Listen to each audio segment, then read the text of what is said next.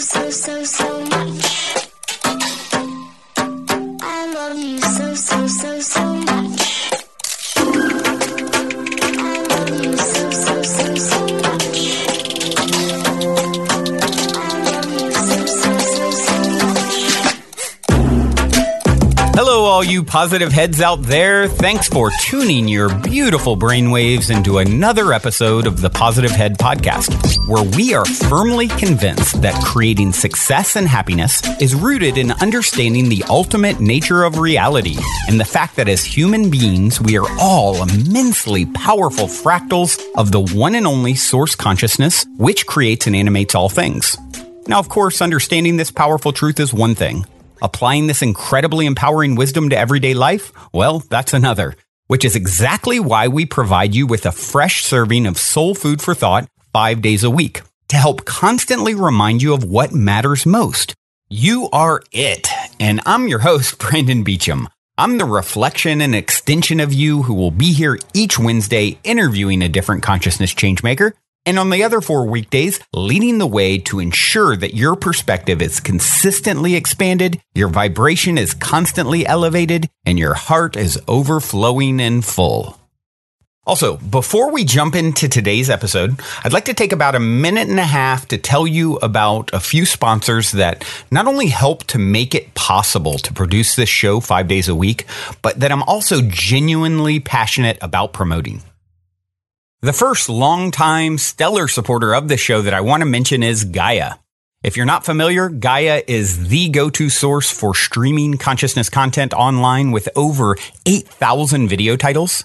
And you can sign up for your first month for only 99 cents at gaia.com/positivehead.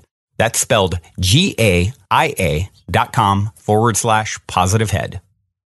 The second sponsor I'm sincerely passionate about promoting is Purium. It's no mystery that bringing your mind, body, and spirit into balance is necessary if a person truly intends to manifest the greatest and grandest version of themselves.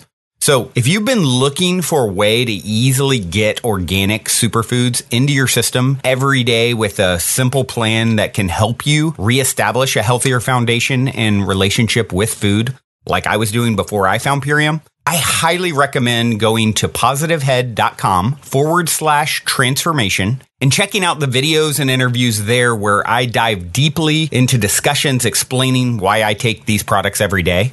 And should you ultimately end up on iShopPurium.com to purchase any of their 50 plus amazing superfood products, be sure to use the code POSITIVEHEAD, all one word, for a 25% discount.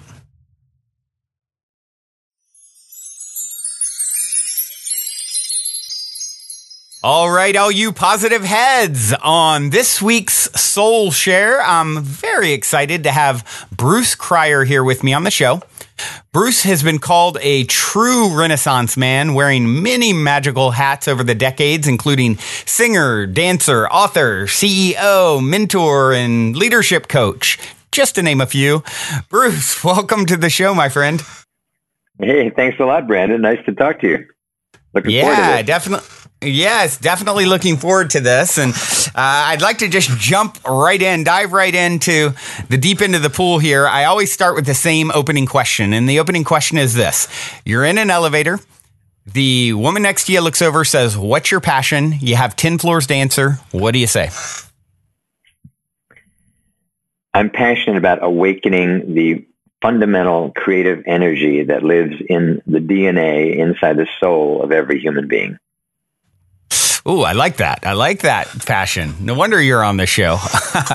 Yes, indeed. why don't we do this, Bruce? You have a really interesting story and background.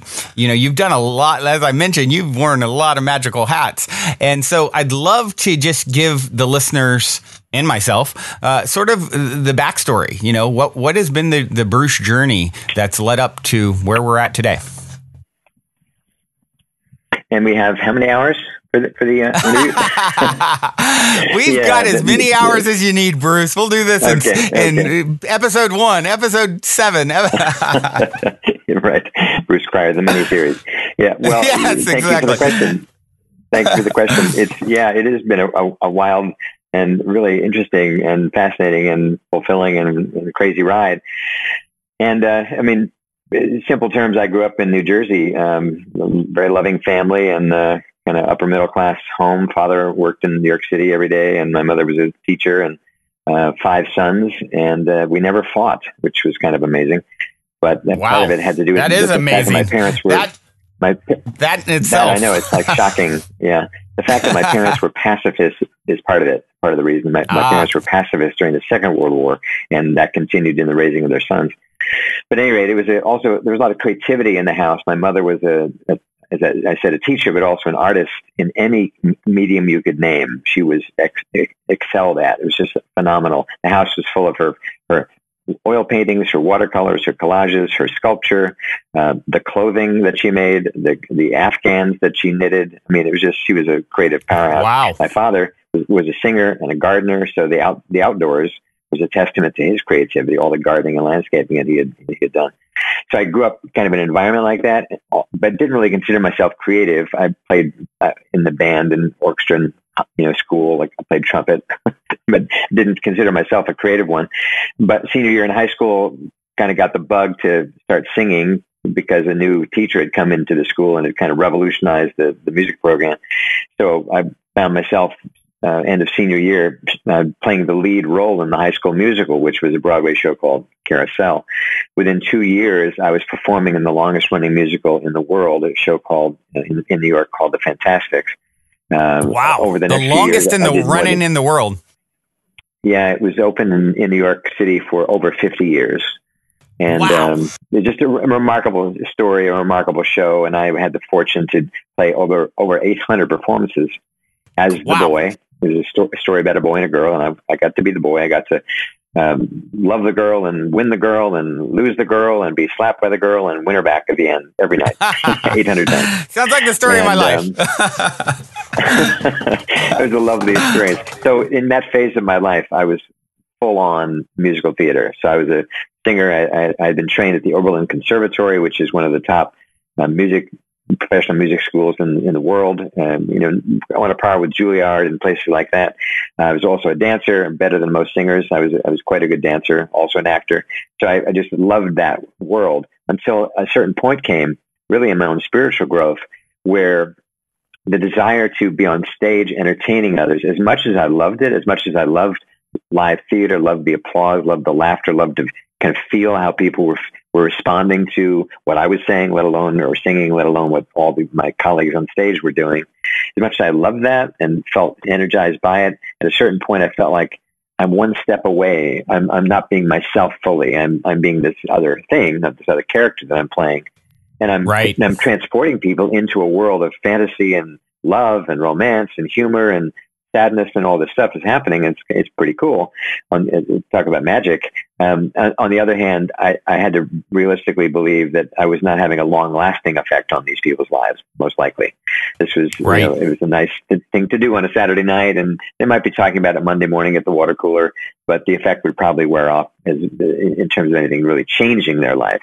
But meanwhile, my own spiritual growth was happening full on, and I was meditating and I was practicing yoga and had become a vegetarian and then a raw foods vegetarian. And that was consuming more and more of my interest. And I'd also kind of picked up kind of dabbling in some art projects and kind of hobbies in art, which ended up becoming a little kind of art business on the side.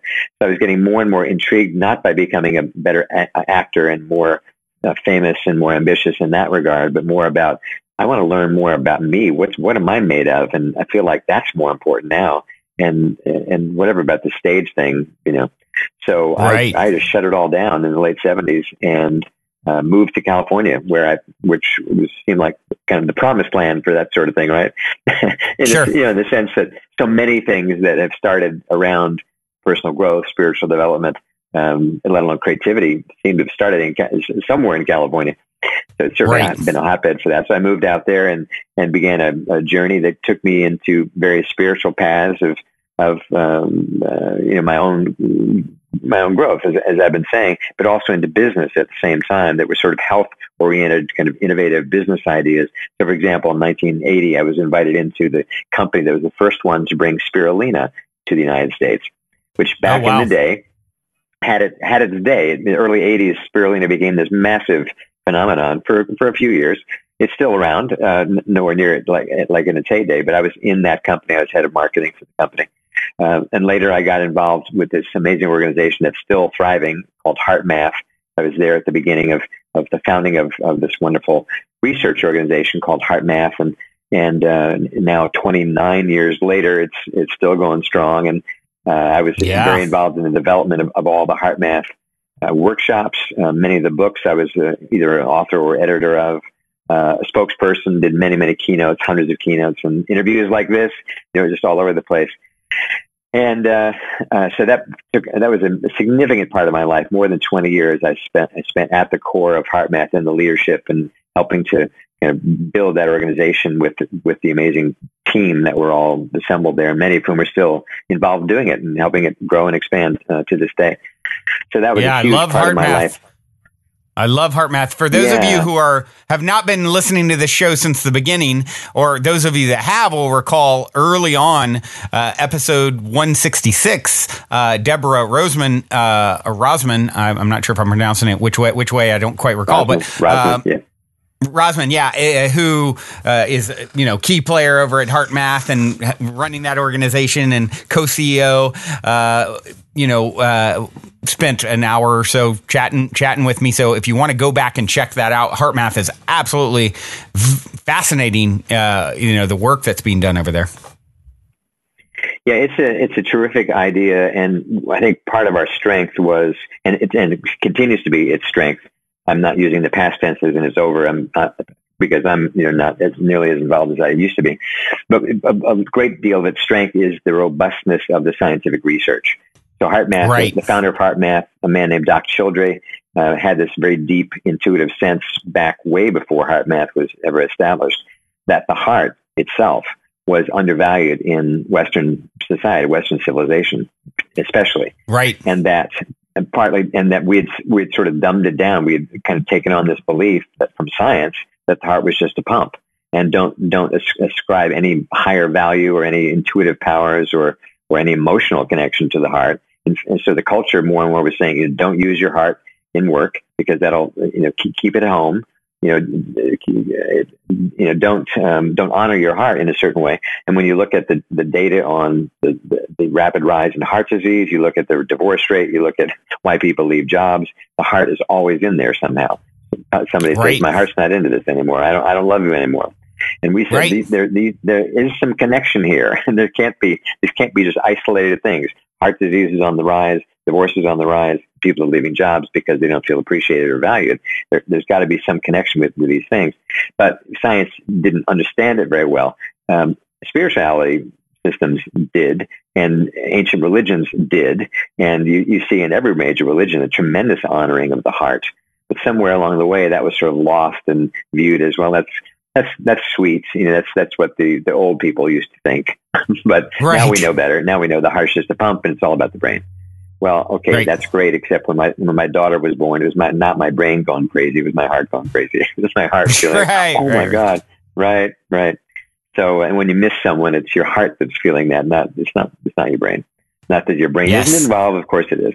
So HeartMath kind of had that central principle, and so the vision of the founder was to create a simple system of tools that anyone, even a child or someone dealing with a very dramatic, intense health issue, or anybody in between, could use these very simple tools to not only manage the stress of their life and prevent some of the stress in their life, or recover from the stress in their life, but also to just enhance the power of their own heart, to recognize that the heart isn't actually, it is intelligent. There is a lot more to it than we thought. It's even physiologically, it's way more than a pump. There's an actual brain, a functioning brain in the heart. It's crazy what the heart really is does. So HeartMath came along, and because we use the tools of mainstream science to take a deeper look at the heart, we gained a lot of credibility and got published in major medical journals. I wrote articles for Harvard Business Review.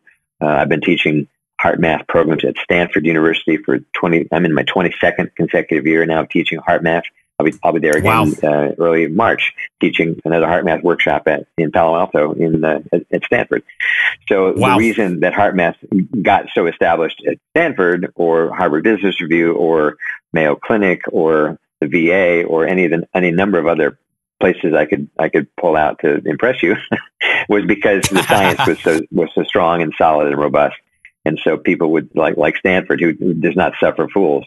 Trust me, they don't mess around with anything that's not validated. 22 years consecutively shows, and kind of the stability of it. So the robustness of the science was always a big appeal to HeartMath. The simplicity of the techniques, things you could actually learn you could actually use in the middle of an argument, in the middle of a traffic jam, in the middle of worrying about money or a relationship or a conflict at work, whatever. The practicality of the techniques, the relative ease in learning them. And then the third piece that always has felt extremely valuable and compelling about the HeartMath concept has been this biofeedback technology that we've developed several iterations of over the years. Now an app with a sensor. So you can your iPhone or your Google or your Android phone can become a sensing station for what's happening in your heart. So with the use of an ear sensor and the app, you can now get a readout in real time on your phone of what's happening in your heart. Not from the standpoint of do I have heart disease? It's not a diagnostic tool. It's a feedback tool. So as you practice a HeartMath technique, the app allows you to see, wow, that just changed the pattern in the beating of my heart. Wow. And I just did that. Right. The app didn't do it. I just did that. So it's teaching people a level of self-regulation and self-empowerment that is unique and compelling. So the technology, the fact that HeartMath came up with different technologies, one that's computer-based that is used more by health professionals for patients, one that's an actual standalone device, and then the most recent one being the app. That's the other feature that people love. Is like, wow, you guys have that cool technology, don't you? And we say, yep. Right. So those are kind of in essence, that's the elevator pitch on the three aspects that have always made the HeartMath process and program so compelling and useful to people. Right, right. So yeah, I was involved since the beginning in the development of all of it, from the books to the programs to the teaching to the speaking to the running. Eventually, CEO for 11 years as well. So it's a big part of my life. Well, and I'd like to circle back on a little bit of that, but I sort of jumped in to mention Deborah being on the show a while back, and that's just your journey continued after HeartMath, obviously. So I'd love to maybe just hear kind of what came next for you. Yeah. So in late 2009, some symptoms started to scream. Some physical symptoms started to scream, and I had some tests. And it came back that I had a large tumor, and based on where it was in my body, it was definitely cancer. And this was, of course, a big shock. You kind of never expect you're going to really be in a doctor's office and they're going to tell you that, but there I was. Yeah. And obviously, I got through it. It's now I'm coming up to just had my 9-year anniversary of cancer-free. So congratulations. There's no issue at all. There's been no sign of anything at all in 9 years, and I get tested on a pretty regular basis still. But it was at the time, it was hairy. We didn't know where it was going to go, and so they had surgery. They put me on some treatments because even though the surgery was successful and it had not spread, it was not advanced, so all that was good. Still, there was a chance it could regrow. The kind of cancer I had, high likelihood a new tumor could grow back if they didn't put me on the treatment. So we said, great, let's do the treatment. It was not chemo or radiation. It was a little more benign than that. So I was on the treatments, but then I started getting staph infections from the treatments. And it was probably from some lack of sterility at some point in this process. Staph got introduced into my body, and now I was dealing with that. So, and then within a couple of months, after I think the fourth time the staph recurred, they got more worried because they were kind of doing more tests, kind of couldn't figure out what was going on, and then they discovered it was now in my blood. Now that's a life-threatening. That's a call from the doctor saying you got to go to the hospital now. It was life-threatening. Right. So obviously I survived that. So I'm now 8 years staph infection free. But this was scary, and the only way they could deal with the staph in the blood was to have me infuse through an IV drip for 6 hours a day for 6 weeks, a strong antibiotic, in hopes that the staph, which was still somehow floating around in my bloodstream, would be killed. So I went through that. That was a real lifestyle changer. When you had to be hooked up to a bag for 6 hours, it was 3 hours in the morning, 3 hours at night. So I did have a nice break in the middle of the day. But I was also told I was told not to sweat. Like, don't sweat at all while you have this thing in your arm. Meaning, the next 6 weeks, don't sweat. Okay, and this was summer, so that basically meant don't exercise. So because if you're exercising much, you're going to start sweating, and that you could have another infection. You got staph in your blood. You don't want to be messing around with that. So what this all meant to my other issues in my body was that I a few years earlier, maybe 5 or 6 years earlier, been diagnosed with arthritis in both of my hips. I had from just a very active life as a dancer, but then running on roads for many years, many miles, and over the pounding over many years eventually caused some wear and tear on one of the hips, and that got it first, and then the other one had to kind of compensate for the sick one, and that one got the arthritis too. So I was dealing with a lot of chronic pain that was suddenly, because of all this other stuff going on in my body, the hip pain got worse. And my mobility and strength diminished significantly. I felt like an 85-year-old man, and I wasn't anywhere near that age. The lighthearted part of me, especially as I was getting through all of this, not quite a year later, I ended up having both hips replaced. So that was sort of the final big piece of the story. But there was the lighthearted part of me through all this was saying, okay, I am going to get through this. None of this is going to kill me. So far, so good. So I think I've just gone through premature aging. So I've gone through all the bad things that most people wait till they're in their 80s or so to get. So I've already gone through that. So that's great. So I'll just have the next, and then I'll die in my sleep. Right. I like that. Or whatever. I like that story. Yeah. So I'm buying into that one. Yeah. So now I'm making light of it. In the middle of this, also my mother passed away. So there was a lot going on, and I was still maintaining the role as CEO of this amazing organization called HeartMath. And even these years of surgeries and treatments and all that, I was still traveling 100,000 miles a year. Wow. And so I was still, driving myself in the name of this mission that I had poured my heart and soul into for already more than 20 years. Increasingly, it felt like, okay, something's not quite right with this picture, obviously, to have this many health things go on in a relatively short span. That says something about, what's going on in my life. And as I kind of reflected deeper, and of course, as I had mentioned early in my life, I had picked up meditation, and I was on a journey of self-reflection and spiritual discovery and self-discovery.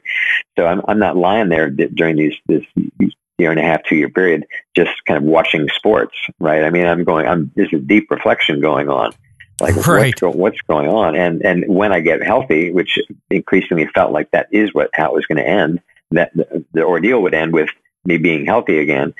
What would my life need to look like at that point? And increasingly it started to feel like I can't just go back to the schedule of all the responsibilities that the CEO had and the schedule that I was under at that time. There is this new energy in me that's awakening that needs to express itself in a new way. And all I could see, and I didn't want to kind of believe this for a while, was that it meant I would need to actually step down as CEO of an organization I helped to build and had thrown my entire soul into, and also step away from my marriage. And other than that, no changes. Just a little change. So this was huge, right? And had just lost my mother on top of it. So this was a sobering period, obviously. And at the same time, I look back at now, it feels more like a movie, as opposed to that actually all that really happened. It feels more like a movie now in many ways, partly just the number of years. But really what was reawakening was this kind of creative energy again, this creative side of me that I had starved. Nobody had stopped me from singing or stopped me from being creative. Life just kind of moved in a certain direction. I was going with it, but now when I had all this time on my back to kind of reflect and ponder where is my life going, increasingly it felt like there's this creative side of you you've not been feeding. You just haven't been. And it needed to come out more. And so within 6 months of stepping down as CEO, I was still healing a lot from the hip surgeries. So I was now going through a whole nother kind of healing recovery period based on having had both hips replaced, which happened in the summer of 2011.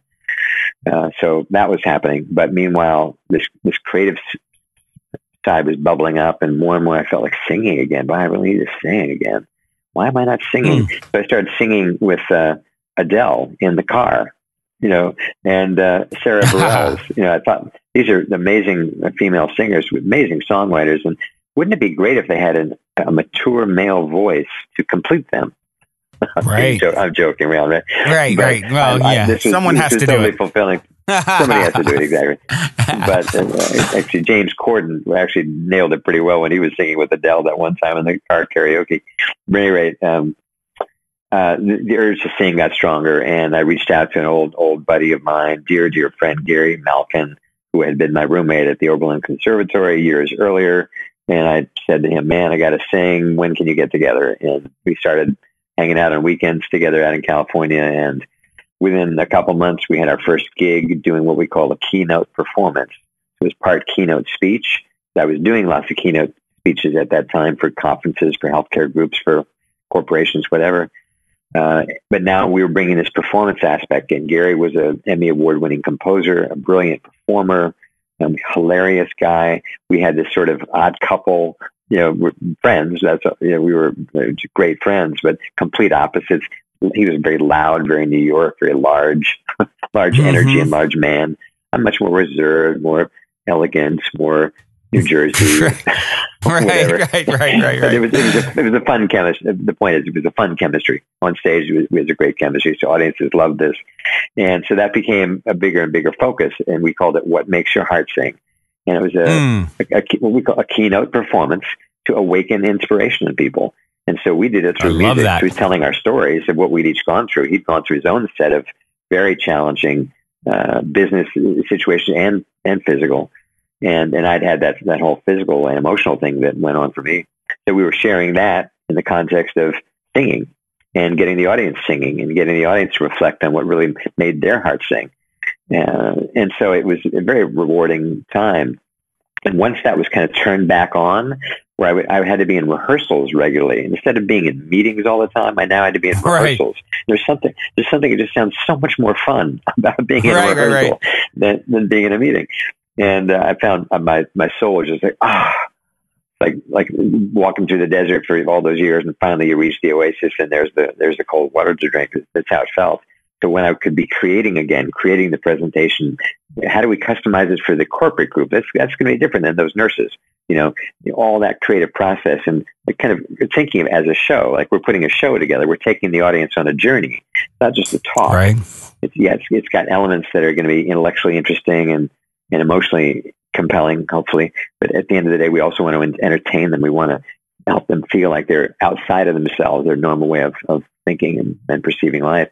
So it was very rewarding. And so that part, as I say, had been kind of turned back on. The creative soul of me had been turned back on. And meanwhile, I was doing a lot of photography just with my iPhone and getting known more and more for the nature of photography I would do, of sunrises and sunsets and, New York City skylines or Bay Area moonrises or whatever it was, and just getting great fulfillment out of just the sheer act of looking outside or looking inside at something and say, oh my God, that's art. Let me capture that. And then sharing it on Instagram or Facebook or whatever. And so this I felt like I was in touch increasingly with this kind of creative flow.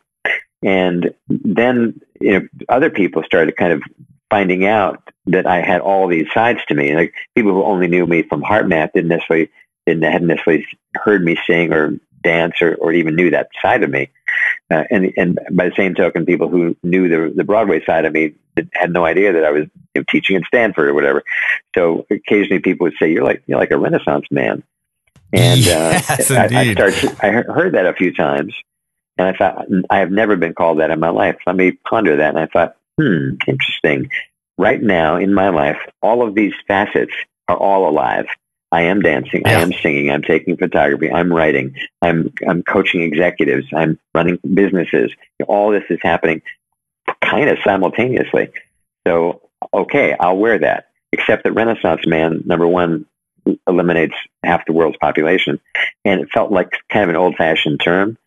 So I thought, Renaissance Human, that's got a whole different flavor. It feels more about the future, like where we're headed as humanity, not just me and my life kind of thing. Right. So I started blogging about that and started writing a book about that. And I got approached a year and a half ago, well, it's almost 2 years ago now, to do an album of original songs with a couple of rock musicians who are amazing human beings, two brothers named Isaac and Torald Koren, the Koren brothers, or brothers Koren. They approached me about doing an album with them, but it'd be my songs that they would help me write. And I thought, wow, that's a wild idea. I've never even wanted to write a song. Why would I do an album? And they kind of laughed and said, because we see it in you. We see the music in you. We know there's music in there that could come out, and we could help you. And I believed them, and they were right. And a year later, we were launching the album in New York City with a concert, and the album is called Renaissance Human. And it's an album of original songs that I wrote with these guys, these amazing guys. And so a whole other phase of my life was unfolding. Like, not that I'm going to hit the road as a singer-songwriter, but I could. Maybe. Sure. But the bigger point was I had taken on another major challenge. I didn't have confidence that I was a great songwriter. I never even, like I said, never even wanted to write a song, let alone did I think I was going to be good at it. And so taking it on as a challenge was like, can I do this? And without just being freaked out about, the fear of failure, the fear that people will judge me or criticize me, or there just won't be any good. And can I get past all that? And I did, and I'm very happy with the results. And it enabled me to start a number of new phases in my life, and it started to bring me more and more back to New York. And eventually decided, after kind of almost a year of coming back to New York a lot, partly because I'd fallen in love with a beautiful woman here in New York, but partly because also I was drawn to the arts world of New York. Here I was kind of diving in a whole new vein of writing and performing my own songs. And New York felt like a place to kind of enhance that. And I had, of course, this was home. I still had friends very successful in the business, still performing all the time. So it kind of step by step brought me back. And now that I've been back just over a year and 2 weeks, actually, I've met from any San number Francisco. of new amazing. Yes, I've moved from Sausalito, which is San Francisco, just over a year ago. Yeah, almost exactly a year ago. Wow. So I've been back here, and Renaissance Human is now a movement that we're in the process of launching. I've attracted a team of people there's 8 of us, mostly millennials, who love this idea of Renaissance Human, totally relate to it. They don't want to just be pigeonholed into their job or their one dimension of themselves. They see themselves as multifaceted people. And people my age, I'm a baby boomer, that are saying, why did I spent my entire career in one track, but there's other things that I love doing too. That's also me. It's also part of me. Yep. So I'm finding people, no matter what generation, kind of drawn to this idea that most of us are way more than we have explored yet. Yes. And there's a power inside us that most of us haven't touched. And I'm saying it's the spirit, it's the energy of creativity itself, of creation itself. It's designed into us. It's designed into our DNA. It's designed into who we are as human beings. If we can create life, that takes some pretty strong creative energy. And whether or not we ever are involved in creating another life is not the point. The point is that energy is designed into us, the energy to create. Yes. And we're creating new cells every day. We're creating thoughts. We're creating feelings. We're creating interactions, live interactions with our lovers, our friends, our colleagues, our people who work with us, people on the street, whatever it is. Creation is always happening. I call it, we're cauldrons of creativity. Human beings are cauldrons of creativity. And yet for some reason we have assumed this idea. Told a story that we built the story that the creatives, people who are called the creatives, are people who have artistic skills. They're painters, they're poets, they're singers. But wait a minute, that has nothing to do with, it's not that it has nothing to do with creative energy, but that's just one facet. That's one of the ways creativity can play out. It can get expressed through those artistic media, but that doesn't mean that's all creativity is the ability to create a song, a painting, a poem, or a dance, or a film. No. Creating a good relationship, you think that doesn't take creative energy? Yeah. Do you think whether that's with a customer, a friend, a spouse, a parent, a child, that takes creativity big time. So getting out of very challenging financial situations, that can take enormous creativity to figure your way out when your mind is saying, no, I can't, I'm done, I'm finished, this is it, I can't move on. So my mission is awakening that energy of creativity, creation that is in every single human being.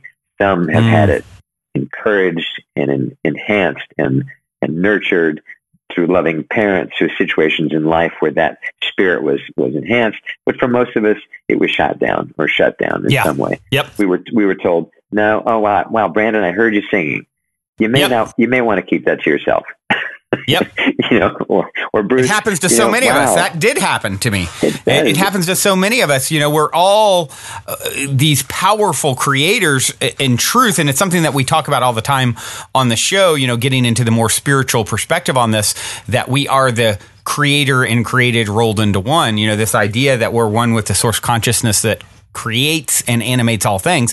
If that indeed is the case, what does that make you? You're an extension, a fractal of that. You are the creator, right? And what does the creator do? It creates. And so many of us were stifled at a young age, told, I had really talented, my brother and sister are both highly creative musically. And, so I was so logical and, sort of like, even though I was a middle child, more like the older child. And so it was sort of like, oh, let's start putting them in boxes now. Oh, Brandon, you're the leader, very smart. They're more creative than you, and and all these stories, which just aren't true.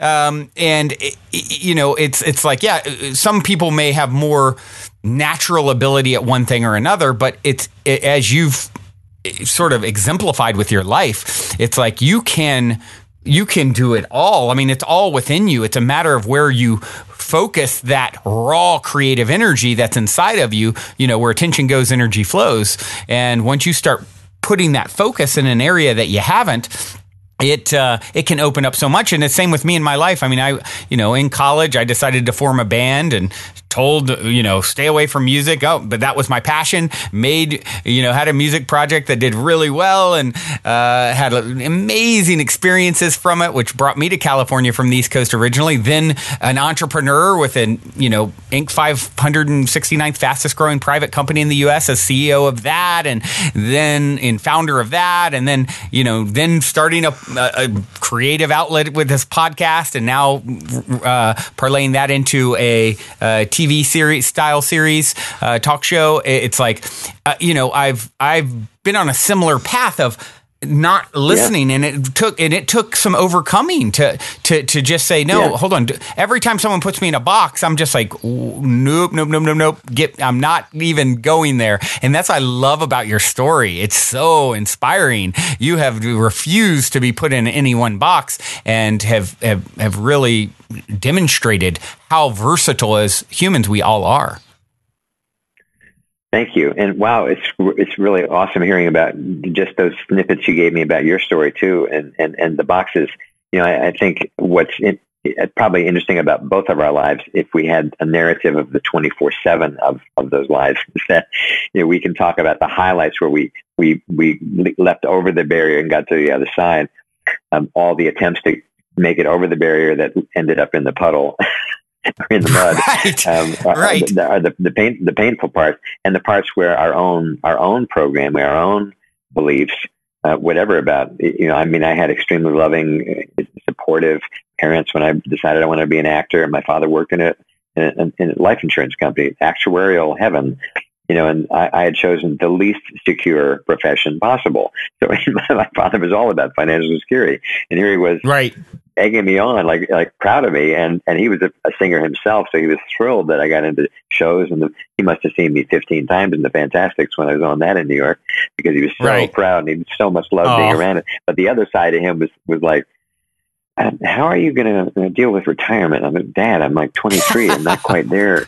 I'm not thinking retirement I got some time. But yeah. So anyway, the point being, I'm still playing the boy. Yeah, exactly. So I think that we all, no matter what others tell us, to some degree, we have bought that, or we've just bought the societal thing of like in my case, I'm a baby boomer. I'm in that age range, in the middle of it, of the pack, which means I should be thinking retirement in Florida or Mexico or something. And I'm at the point of retiring. I don't envision retirement being anything I would want to do, because I want to create, I want to give, I want to participate in life, I want to share, and I want to teach when that's helpful, and I want to perform, and I want to engage, and I want to, I want to encourage people to come into their own beauty and power. But there's many of those moments where you still have, even though I look back and and it sounds like, wow, you overcame that. Wow, you overcame that. Wow, you overcame that. The number of attempts that didn't overcome it, kind of like the Einstein thing, the 999 failures.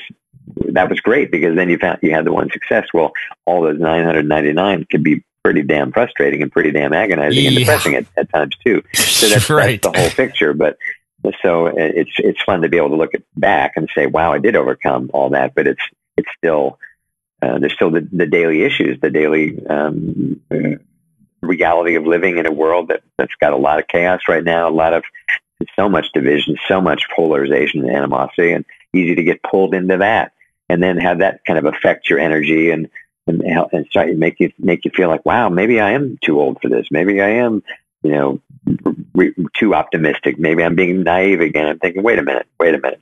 You have overcome things that people can't believe you did. And how did you do that? Through grace, through help of others, through love of others. Sure, all of that. And a whole lot of energy on your part that kept you self-focused and positive and moving through it. So if you've done that with a couple of life-threatening situations, how is this situation any harder? Yeah, absolutely. It's, I'm fond of the quote, the saying, you only lose when you quit. And it is, for anytime you see someone who has, had created success for themselves in any way, shape, or form, the only way I've ever had any success is just being like this, as my uncle called me several times when I was younger. He's like, yeah, you're the eternal optimist. You're the eternal optimist. And it truly is. It's like I would get my butt kicked trying to do something. So many failures, or, and of course, failures only teaching you a lesson, right? Having those, for so many people throw in the towel as soon as they start telling the story of I'm not good enough, or I failed at this apparently, and that's the end of the road. And it's like, no, if you truly only lose when you quit. If you continue to persist with anything and continue to believe in yourself, you will have success. Maybe not in the way you even originally envisioned. Success as in the fulfillment that you sought ultimately, through the experience. Oftentimes it'll come in ways you never even sort of imagined, but it really is. I mean, it's the greatest lesson I think we could learn at this point in our evolution is stop listening to these stories of limitation and realize that you have so much potential to, it's never too late to pursue a dream. It's never, only if you believe the people who shut down their own, dream, pursuits by buying into a story that it's too late. And, the fact that you're, a baby boomer working mostly with millennials, as you said, it's just like, that is inspiration. Getting, aging isn't optional. Getting old is, I like to say. And what you're doing is you are continuing to that youthful vigor of, creativity and awe at life and marveling at the magic of it all. that is, I'm with you. Retiring, that sounds like I like to retire at the end of a fulfilling day, maybe, and then do something else fulfilling the next day. But permanently retiring, I don't know about that. I don't think it's in my cards either. Yeah. Well, you said something really important. A number of cool things, actually, that you just said, but one I wanted to highlight, which had to do with sometimes what you end up getting is better or different than what you were going for. And yes. Boy, is that true for me. This whole album process, as I mentioned earlier, when these guys approached me with it. Now, I knew who these guys were. I knew they were immensely talented as singers, as songwriters. I was in awe of them. I was on my knees bowing to them, like, wow, you guys are amazing. So for them to ask me to do an album with them, I was going to have to pay a lot of money to do this. This was not free. And yet I was still honored that they would even consider taking me on, because they'd perform with Coldplay, they toured with Pink. I mean, these guys were just amazing performers and world-class musicians, beings, just marvelous men, just amazing men.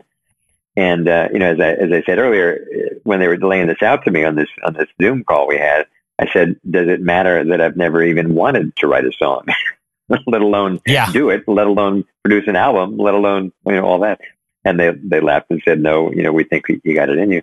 And as the process unfolded, especially once I got writing lyrics and working with them on the creation of the melodies and all that, I thought, this is totally for me. This is totally something I can do and love to do. Wow. And when we finally did almost exactly 1 year after I said yes to the project, we did a launch concert here in New York City.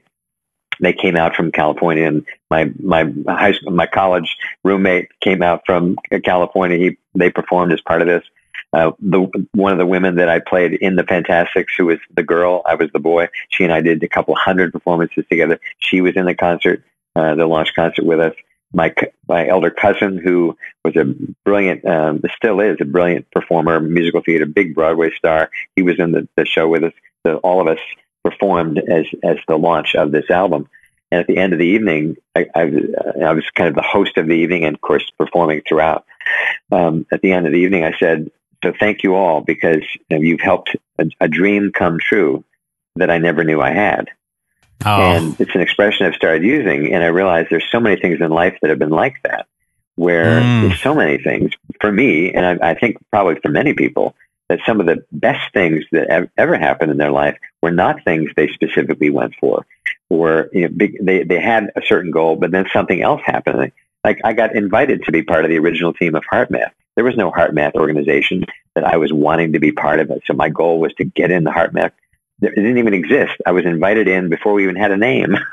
Right. Spirulina. It was a really cool product to be involved with. I was asked, "Would you want to? It's really growing now. We need somebody to run all the marketing. Would you like to come and do that?" Yeah, sure. Wow. I would love to do that. So there are many things. Like, so I didn't know I had a dream of being a marketing director for a super successful nutrition company. But once I was doing it, like, wow, this is like totally cool. And same with even being in show business, being in musical theater. I was not a theater kid. I did not follow shows or musicals or any of that stuff. I did not ever see myself being an actor. It wasn't until senior year in high school where the bug kind of started to hit me. And 2 years later, I find myself performing in the longest running musical in the world. I'm thinking, how did I get here? This is like a dream come true. And I never had a conscious dream about any of this.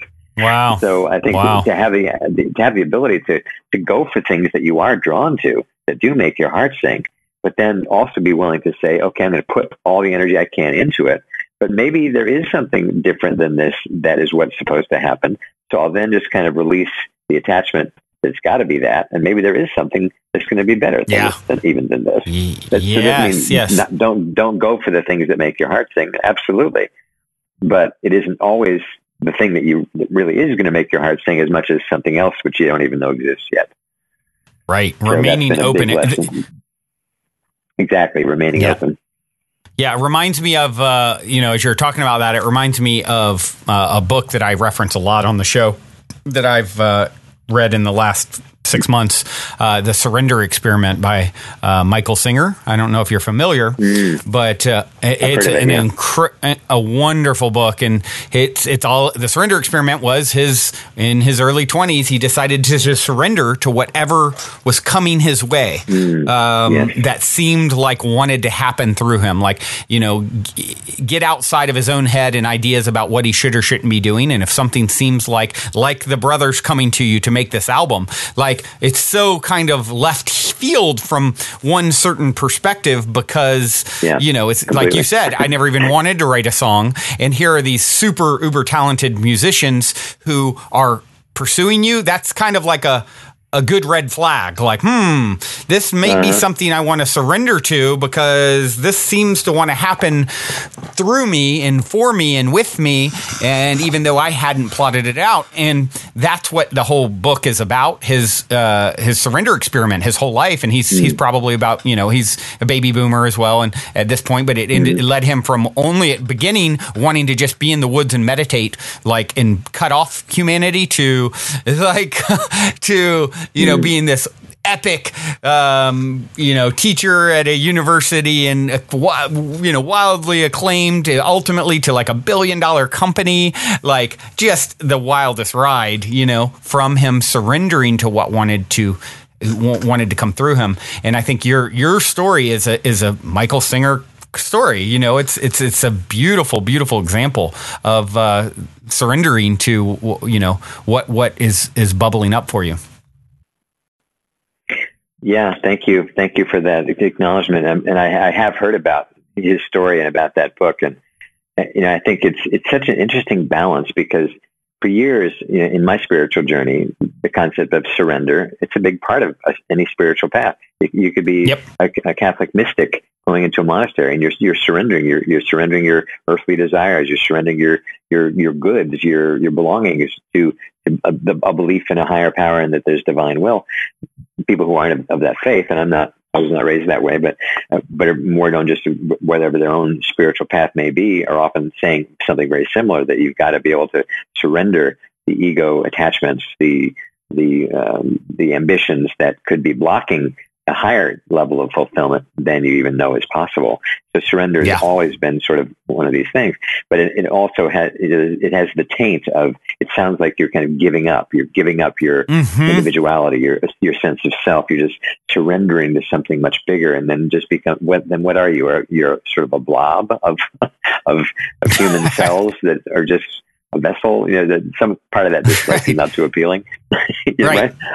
And yet, in my own life, I guess what I've learned is there's this balancing act where if you're only in a state of surrender, of just sort of, that could be incredibly passive as well. Yep. It could be like, because as we were talking about just a few minutes ago, and it sounds like your full on philosophy is that we are all creators connected to the one creative source, and that's why we are here, is to create. But to do it in a way that recognizes the connectivity of all things and the source from which it comes, not just doing it out of ego because, wow, I've got this power inside of me to create, so I'll just do whatever I want and whatever damn the consequences. That kind of isn't going to work. It's not going to work quite that way. It may work for a while. You could get very successful, and we've seen that happen. And then there's the crash and burn because it's not been done in a wholesome way, in a connected way, in an inclusive way. It's about the intention behind it. Too much about, exactly. It's too much about, I have the power, therefore I'm going to use it, and whatever, that's your problem. Whatever else, that's your problem. Well, that energy just is too much in denial of why you even have that energy, or how you even are born with that power. So it's not acknowledging the connectivity of all things. When you understand, when you don't understand that it's how you affect anything, you're always doing it to yourself in a sense. And when you don't understand that, then you start feeling the energetic repercussions of the energy that you put out, and if that what you put out wasn't really coming from a well-intended, heart-centered space, guess who that's coming home to roost. And and as far as us all being creators, it's like I like to say there's a reason I believe the word for our home, Earth, has the word art embedded in it. We are all here as artists creating our our living tapestry of our soul's vision. Beautiful. Artists creating the living tapestry of our soul's vision. We should put out a meme with that quote. That's I a like it. Quote. I like. Thank you. Yeah. Well, maybe someone will hear this and do that. Yeah. Wow. It's a beautiful conversation. Go ahead, Brandon. What were you going to say? Yeah. So, this has been an absolutely beautiful conversation.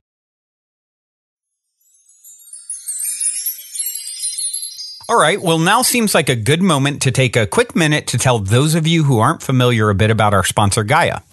I've been a big fan of Gaia for many years now, which is why they're the only content provider I've ever reached out to in regards to potentially supporting this podcast. So needless to say, I'm very excited they're now supporting the show. Gaia truly is my personal go-to source for streaming consciousness content on the web. They have an incredible 7,000 plus exclusive videos covering 5,000 years of wisdom. Just to give you an example, on the show Missing Links, the incredible researcher Greg Braden explores all the biggest questions concerning who we are, where we come from, where we're going, by connecting the missing links between science and spirituality to complete our understanding of humanity's history and to better understand the interconnectedness of all things. Awesome, right? And that's just one example. As you guys constantly hear me say, it's a daily conscious effort to maintain an elevated vibration. And if you're looking to go deep down the rabbit hole to do so, then Gaia is the best place I know of to do it, period. And you can sign up for your first month for only 99 cents at gaia.com/positivehead. That's spelled GAIA.com/positivehead. Check it out. You've done so much, and I feel like literally we could really make this into a series based off of all the things I'm looking at here that I haven't even touched on yet, but that I wanted to address with you. You've been blogging regularly for Huffington Post and Mind Body Green and Collective Evolution, and some of these great outlets. I'm curious, what are some of the things that are bubbling up for you that you've felt the call to talk about most recently? What are some of the hot topics that you'd care to touch on? Sure.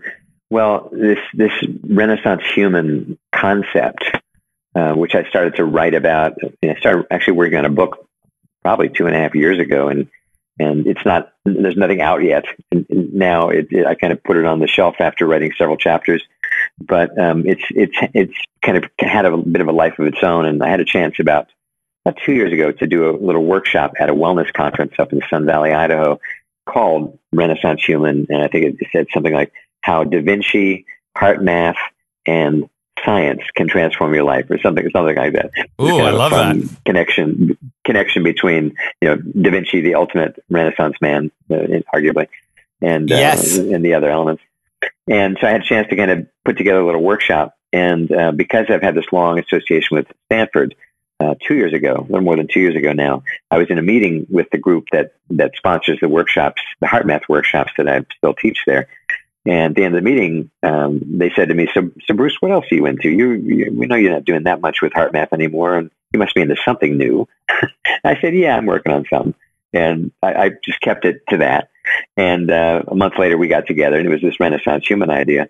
And I was basically saying to them, well, look, you're an employee wellness program. You're about anything. You want to promote anything to the people that work here at Stanford and the families of Stanford people. You'll put programs out that could in any way enhance the health and well-being of their people. So what about something specifically about creativity to enhance well-being? And I said, why don't we call it, let me design a course called Creativity as Your Personal Well-Being Strategy. And they said, we love that. Can you do 5 sessions? I said, 5 sessions. Wow. That'll be about $1.15 an hour the way you guys pay. So anyway, we agreed to a little bit less than we agreed to three sessions. But this program was born where what I'd been thinking about and writing about and blogging about was now coming into an actual form that maybe others could learn and gain some value from. So Stanford, I will always be enormously indebted to Stanford for both asking me to create this program and to continuing to support it, because now I'm next month I'll be teaching it for the third year. So now I'm doing it twice a year, but it's become a thing, and I'm now teaching it at the University of Delaware here on the East Coast, and at 1440 Multiversity, the new big glorious retreat center outside Silicon Valley. I taught it last summer, and the Omega Institute on the East Coast wants me to do it, and it's George Washington University. It's a lot. There's a lot of energy around, because what I've discovered is that there's so many people who feel like whatever their work is, there's something missing in their life. And it may be in their work, that their work really literally needs to change, or it may just be that they've gotten into a very humdrum routine flow of life, and they're not being creative. They're not gardening. They're not writing poems. They're not doing photography. They're not painting. They're not dancing. They're not doing things that they know would make their heart sing. And so they're drawn to this class because they're thinking, well, this could be a way to kind of get the juice going again. And maybe I'm kind of even thinking about, I do have people that come to my class that are approaching retirement and thinking, I want to get into something fun if I'm going to retire. I don't want to retire and start playing poker, or bingo or whatever. Right. So, Right. So this sort of world started to develop around this course. And so, as I say, I taught it here in New York City in December, and there are 15 attendees, 10, they rated it on a scale of 1 to 10, 10 on every single category, all people. They were like, wow. This was amazing. We love this. So what's been fun for me is to kind of think through a model, not the model, but a model that reflects kind of who I am and the journey that I went through. And I'm basically putting it out to people and saying, I'm not trying to say this is all there is to know about creativity. No. What I'm saying is, guys, you just heard my story. You heard I was fairly creative younger, and then gradually it slipped away. And then I got super sick for a couple of years and had major wake-up calls. And one of the biggest parts of that was, I got to be creative again. I got to get in that flow again. I've just got to do more things in my life. I can't be just managing business.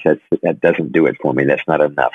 I love that. I'm with you. But if I don't have the juice of creating or rehearsing or singing or something, I get to sing tonight at a theater church in Manhattan, in Times Square tonight. That's happening. Wow. I'm like so excited because I get to sing on a regular basis. And guess who I'm singing with? The woman that I played the boy opposite 43 years ago. She and I will be singing together tonight. How beautiful. Exactly. That's really happening.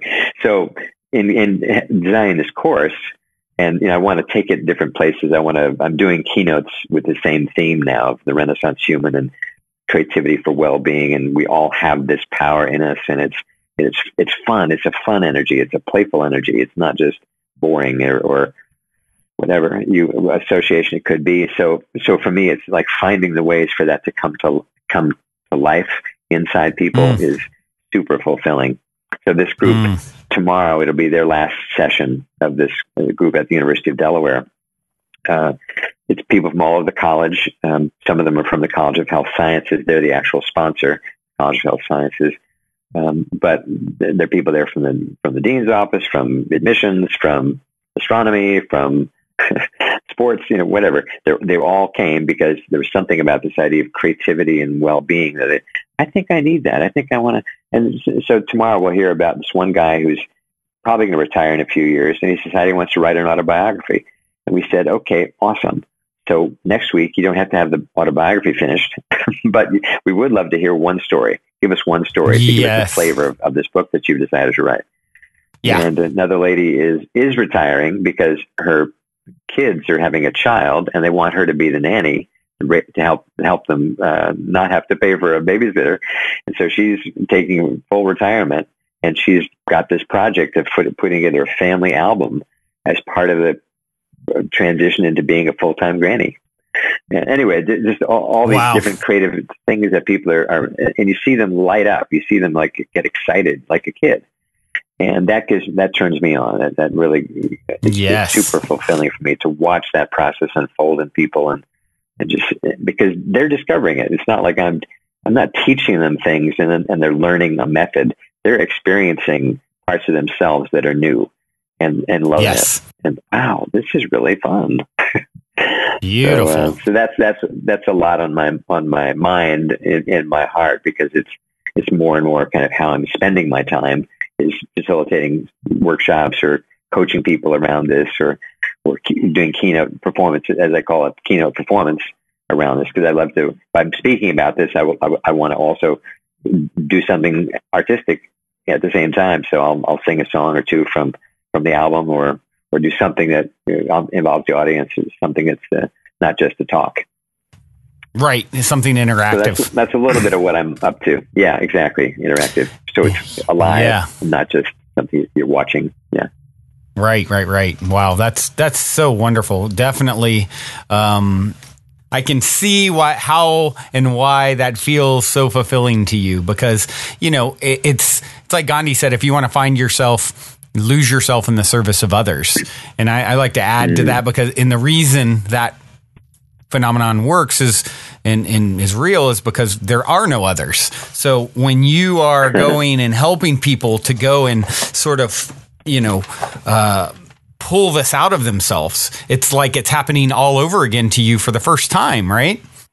It's a very satisfying experience to observe people, watch people in that transformation, and it happens quick.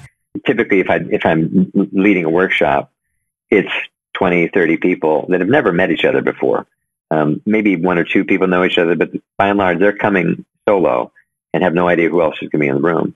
And so the first class is a little tentative because they don't know anybody, and they don't know me. They don't know what's going to happen with this class. And I'm kind of letting them know, you're going to do some new things for sure, but it's all cool, it's all safe, and nothing's going to be weird. And I'm reassuring them. But then by the second class, they're really getting to know each other, because there's lots of sharing, there's lots of chance to experience and express your response to that dance they were doing, or that meditation, or that film they watched, or whatever it was. And by the third class, which will be tomorrow in this case, they're pulling for each other. They're so excited that so-and-so is doing a photographic essay, that so-and-so is writing the book, that so-and-so is planning something for the 10-year-old daughter who is being a little bit bullying towards the younger brother. So the mom is saying, well, I think it's probably me. I'm probably being too hard on my daughter, and that's why she's being a little bullying of her baby brother. So I need to bond with my daughter. So I'm going to make an artistic book about her, which I'll give her. And anyway, this is what you hear. And it's like everybody is kind of pulling for each other and excited and like delighted by, wow, what a cool thing that is. What a cool idea that is. And you see everybody's kind of creative juices getting turned on. And part of what I felt when I was starting all this, and I guess this is not necessarily a final comment, but one that has been profound for me. When we look at all the reasons why the world is in division now, and whether it's the national identities, whether it's the party identities, whether it's gender identities, whether it's religious identities, whether it's political affiliations, all the different things that we can identify with that also separate us, or can separate us from other people. We're never going to be able to agree with everybody on the level of the mind and the beliefs. Where we can share experience is at the level of the heart, and in the shared experience of beauty. And part of why I am on a mission to put things out that are beautiful, whether that be art or music or dance or whatever it is, or photos of a sunrise, there's a beautiful one this morning, is so that people will have that shared experience of beauty. Because I know there are people from opposing parties, opposing nations, that could share a moment of music, and they'd forget their differences. They would connect to where it matters. And so that's part of the motivation of doing all of this, is that we need more shared experiences where our hearts collectively can be touched, and we can feel connected to someone, even though our minds are telling us, but wait a minute, they support XYZ. But wait a minute, I can't love that person because they're of the faith that I don't trust.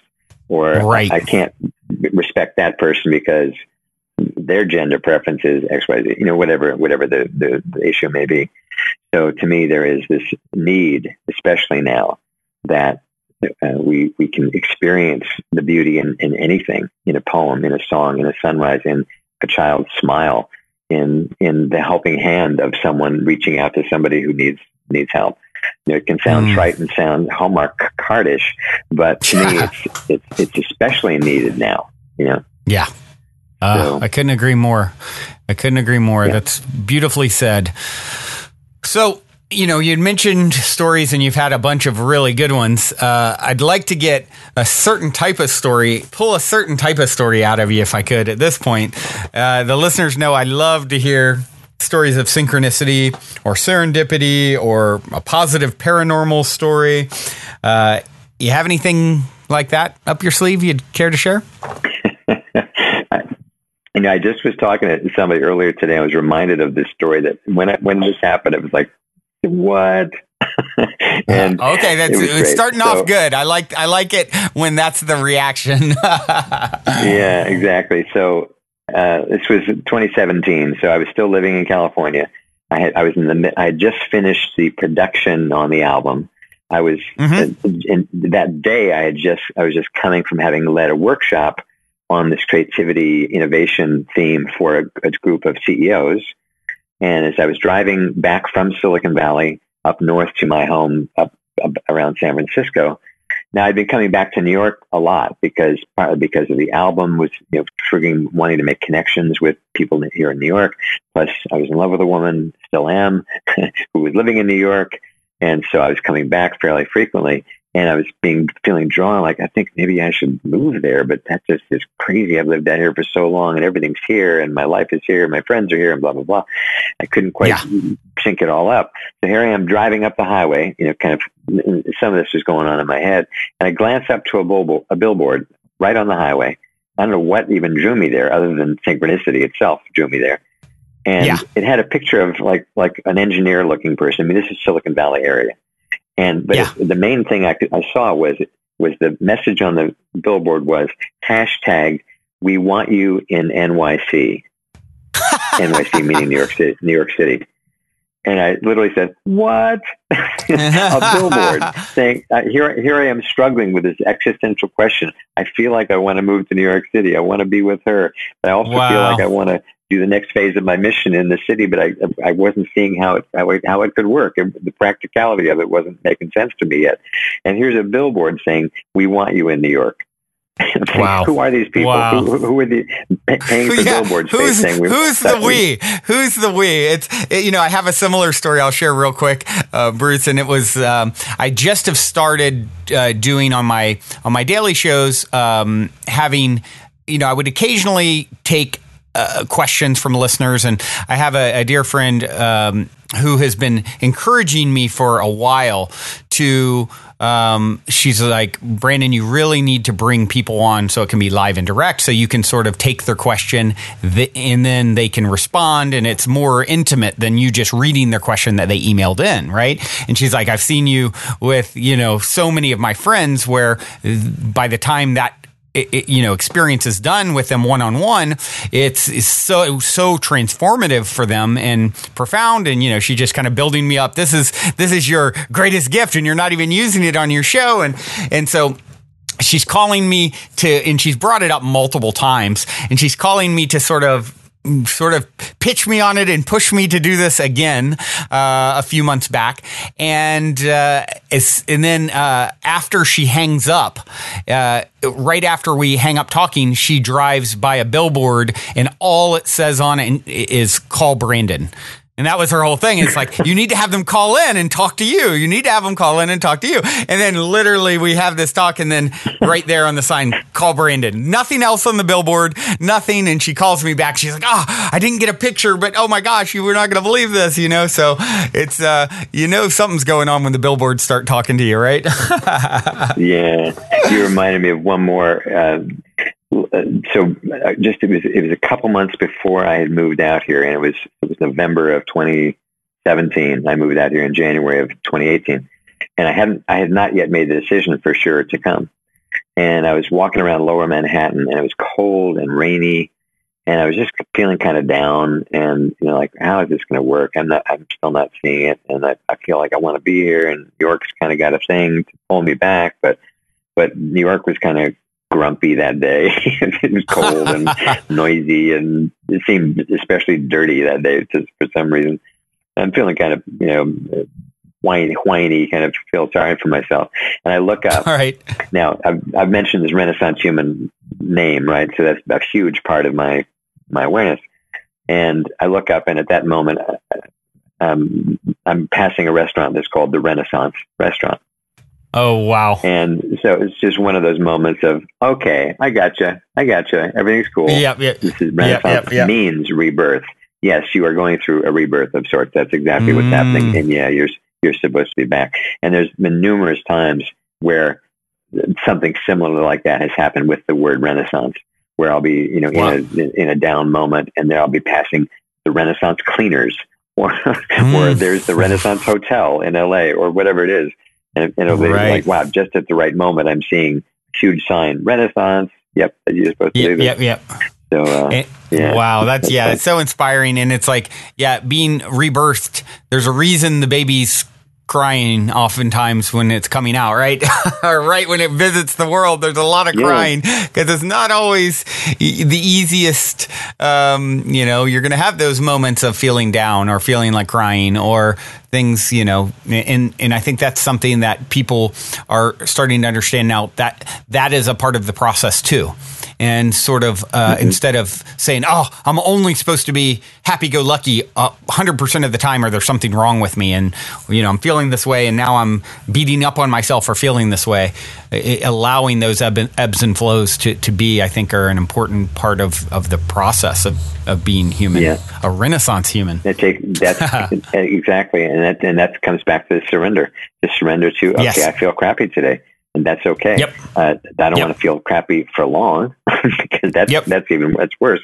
But it's okay. You are going to have crappy moments. That's okay. You hit potholes when you're on the road. You don't have to say, God damn it, every single time you hit a pothole. Potholes are part of what comes with living in New York City or New Jersey. There are potholes. So it's part of the process. So, and when you stop resisting it, that's really the path to moving through it. It's the resistance that keeps, what you resist persists. Makes it worse. Right? What you accept, you move through. Exactly. Yeah. Well, exactly speaking of, yes, I have loved this conversation, Bruce. And now, for those who are interested in connecting with you, and you offer Renaissance mentoring, maybe you could just touch a little bit on what that process entails. If people are interested, how they would connect with you to participate in that. Sure. Thank you for asking that. So, because of kind of how I've reinvented myself quite a few times, it feels like, can this be the last one, please? This is, can I just hang with this one now until the patent expires? And so I kind of always build into whatever workshop or coaching or keynote talking I'm doing, kind of a lot of these elements. But what I do as far as like coaching or mentoring people one-on-one, there's kind of a range of things. So there's, I'll have some of the HeartMath work, because my view is that everybody could use some tools that can help them reduce the impact of stress and prevent more stress from accumulating. That's just useful kind of for anyone about any time, right? It's hard to find somebody that wouldn't benefit from that. That's kind of built in. Some people, that's what they really need right now. It's all I do is coaching just around that to kind of help them reset their system and kind of get into a more resilient, higher performance state.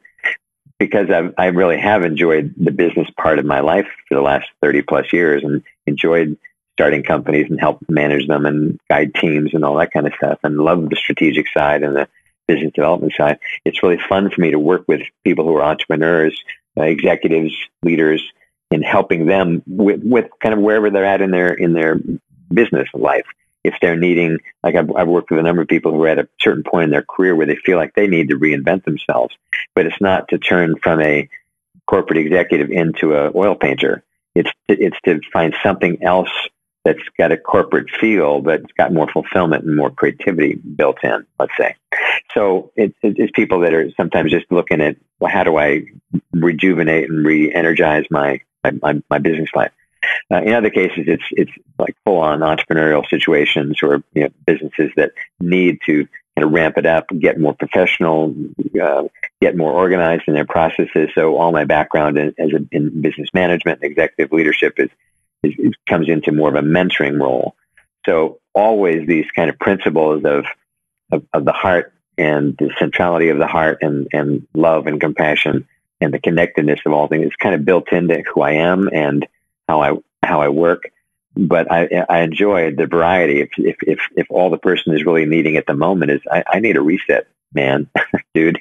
I need a reset because there's just been so much stress over the past year. If you just get me some tools, and then on the other end of the spectrum are the people who are saying, you know what, I've got this amazing business idea. I need a mentor who's walked this path before and can help me with how to set up a executive team and the right systems and whatever.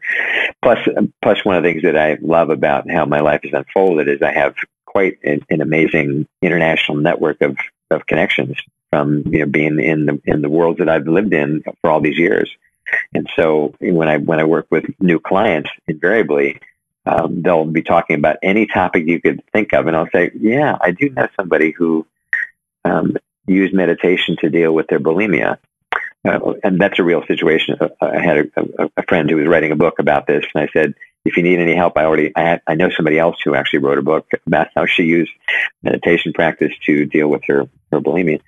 So wow, it's fun because I've just met so many interesting people in so many diverse fields. And I love long-term connections. I'm a loyal friend, so I've got quite an interesting network, and that's fun to see when I work with somebody new. If they're in a business role where they're looking for assistance or they're looking for connections or partners, or whatever, of seeing how the network that I have could help in some way. So that's right. part of it too. So it's very customizable, and I've got descriptions of the different kind of formats that I use. That are some that are the more health side, and on the other end of the spectrum, more the strategic development side, and then the career transition side, and then the kind of pure. If the person is saying, I just need my creative mojo turned back on, help me do that. Because I know I need that, then that's a thing, of course, I love to do too, whether that's one-on-one coaching or through a workshop format in a company. So there's a range, and my website, I think we're gonna give out a URL, so people who are listening to this show could come to a specific page. So that'd be the best way to do it.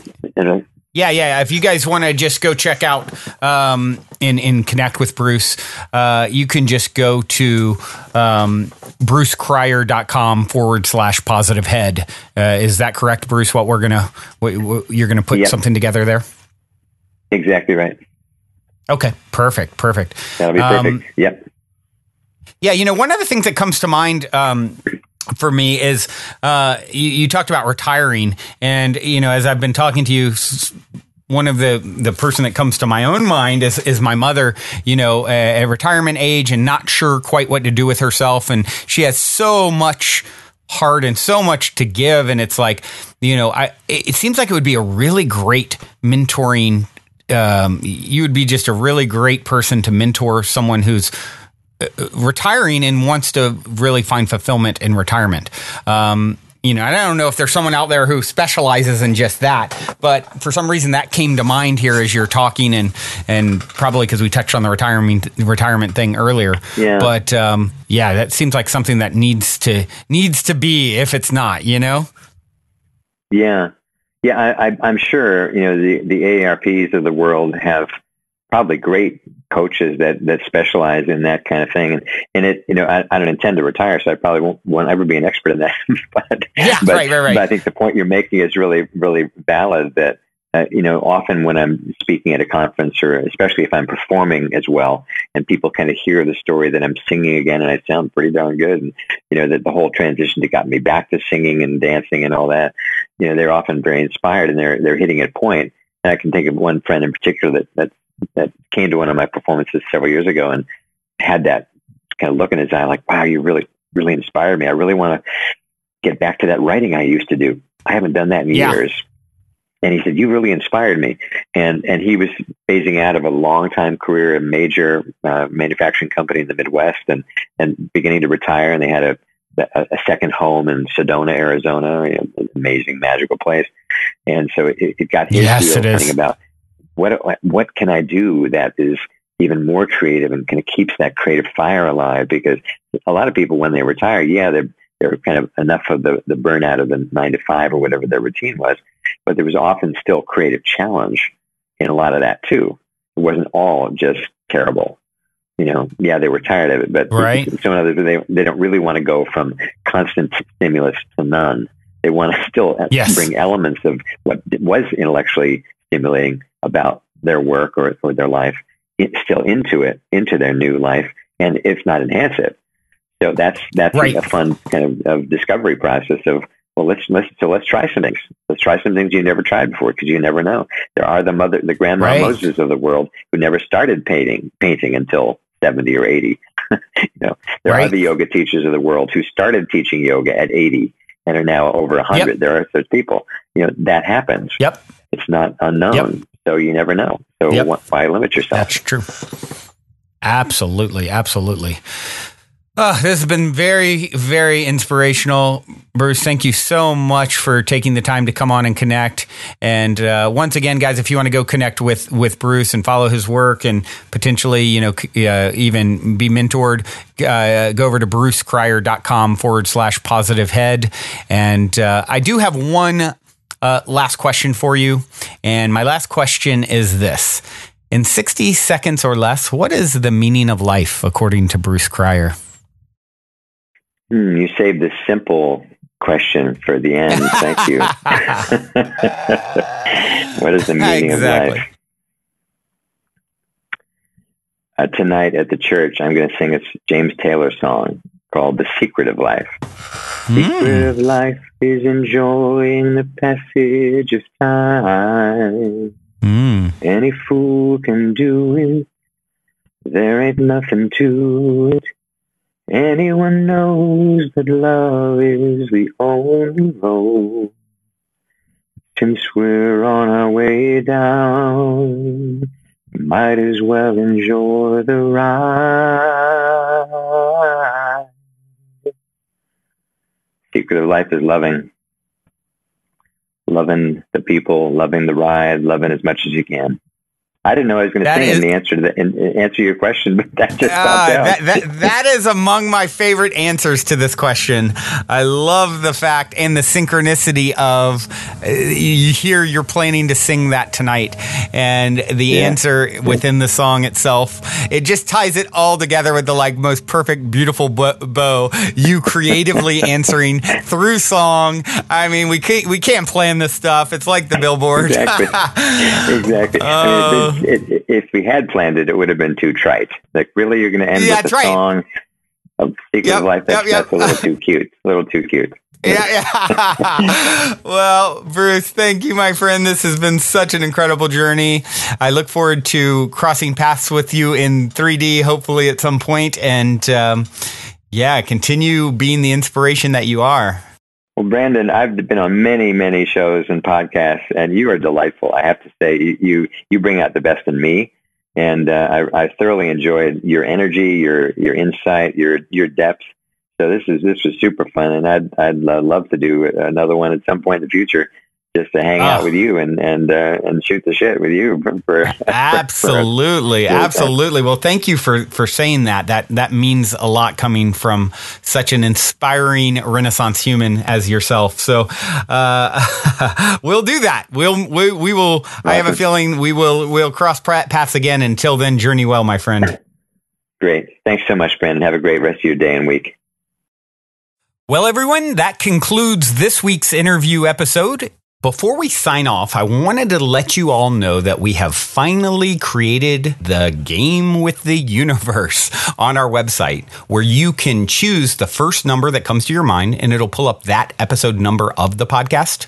I've been saying this is a great way to co-create synchronicity and magic with your higher self for quite some time by doing this manually. But now, if you go to positivehead.com/YO universe, there is a super fun and simple interface to play this game with your higher self. I firmly believe just by setting the intention to play in this way, it opens up the door for magic, and it's a synchronistic way to hone in on nuggets of wisdom out of the huge catalog of episodes that are specifically appropriate for you at this time in your journey to becoming the next greatest and grandest version of yourself. And it also makes for a super fun way to engage and invite friends, family, people on social media to check out the podcast as well. So be sure to check out positivehead.com/YOUNIVERSE and be sure to tell all your friends so they can play a game with the universe, which also helps the show to reach new people, which I greatly appreciate. And as a quick reminder, be sure to also check out positivehead.com/transformation if you're curious to learn more about Purium superfoods and why I take them every day. On this journey of becoming the next greatest and grandest version of ourselves that we have all embarked upon, I can't stress the importance of managing your physical vibration enough. And quite honestly, Purium has put together the simplest plan I've found to do so, and I'm sincerely excited to share it with all of you. Otherwise, as you continue on your fabulous journey in this 3D reality, be sure to remember this. As long as you ain't dead, you're already positive ahead. Journey well, everyone, and thank you for being.